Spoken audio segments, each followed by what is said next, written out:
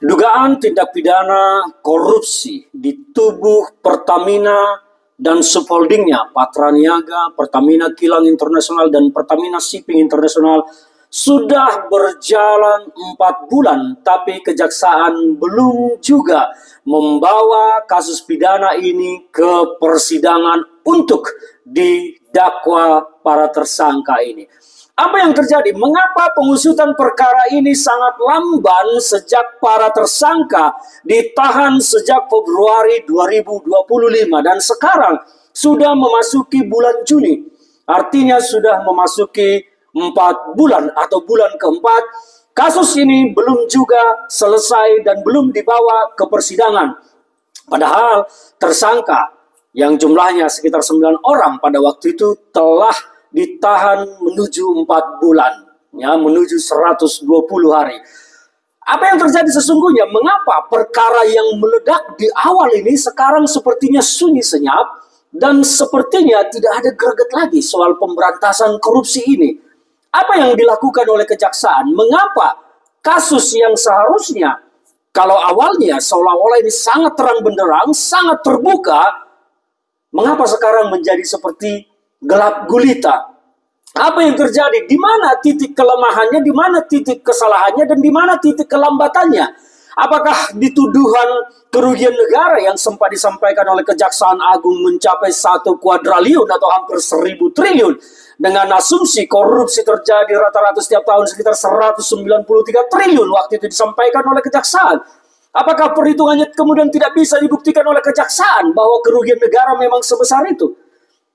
Kita tidak tahu sekarang karena Kejaksaan Agung pun belum melakukan rilis-rilis baru terkait dengan penanganan perkara korupsi di tubuh Pertamina yang sempat membuat heboh jagat republik kita dengan tuduhan Pertamax oplos. Ini sangat mengecewakan bagi saya pribadi yang terus mengikuti perkembangan kasus ini karena sudah seharusnya Kejaksaan Agung segera membawanya ke meja hijau untuk disidangkan supaya publik terbuka melihat apa sesungguhnya yang terjadi dan sejauh mana kasus ini dikembangkan oleh pihak kejaksaan. Masih banyak misteri yang tertutup dalam kasus ini. Akhirnya apa? Orang banyak menduga-duga bahwa seolah-olah ini hanya mau menyingkirkan pemain lama untuk memasukkan pemain baru. Seolah-olah kasus korupsi yang dituduhkan ini sekarang adalah permainan penguasa baru terhadap pemain lama yang ingin masuk menggantikan pemain lama. Opini negatif telah tercipta bukan saja hanya kepada Pertamina tetapi juga kepada penguasa yang dituduh merekayasa ini semua untuk mengganti pemain yang ada di Pertamina. Memang bisnis minyak ini keuntungannya sangat menggiurkan. Nilainya bukan main-main, apalagi kalau kita melihat apa yang disampaikan oleh Kejaksaan Agung. Kalau benar kerugian itu sampai 1 kuadriliun dalam tempusnya 2018 sampai 2023, wow, itu amazing banget. Nilai korupsinya raksasa sekali, ya kan? Tetapi apakah benar memang kerugian negara sebesar itu? Nah, ini yang akan diuji di persidangan nanti, dan sayangnya sampai saat ini kasus dugaan pidana korupsi yang terjadi di tubuh Pertamina belum dibawa kejaksaan ke persidangan. Rakyat tentu menunggu kapan ini mau disidangkan. Rakyat ingin melihat fakta-fakta sepenuhnya yang terjadi, apa sebenarnya, siapa banditnya, siapa pemainnya. Saya prihatin melihat perkara ini karena orang-orang yang ditahan ini menurut saya bukanlah pemain. Mereka hanya operator-operator kecil yang menjalankan perintah dari bos besar. Nah, siapa bos besarnya ini yang harus ditelusuri. Saya juga mendengar bahwa kejaksaan mengembangkan penyidikan dengan memanggil pihak Adaro.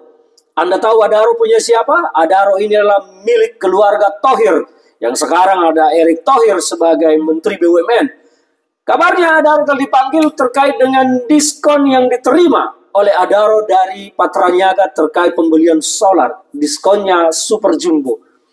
Nah, ini kita akan melihat ke depan. Saya berharap segera Kejaksaan Agung dan rakyat tentunya berharap agar Kejaksaan Agung segera membawa perkara dugaan korupsi ini ke pengadilan agar publik melihat realita kebenaran yang sesungguhnya. Saya dan mungkin banyak rakyat lainnya, puluhan juta atau bahkan ratusan juta rakyat lainnya menunggu fakta-fakta terbuka soal dugaan kasus korupsi di Pertamina ini. Anda setuju dengan saya? Kalau setuju, komen. Salam dari saya, Ferdinand Hutahayan.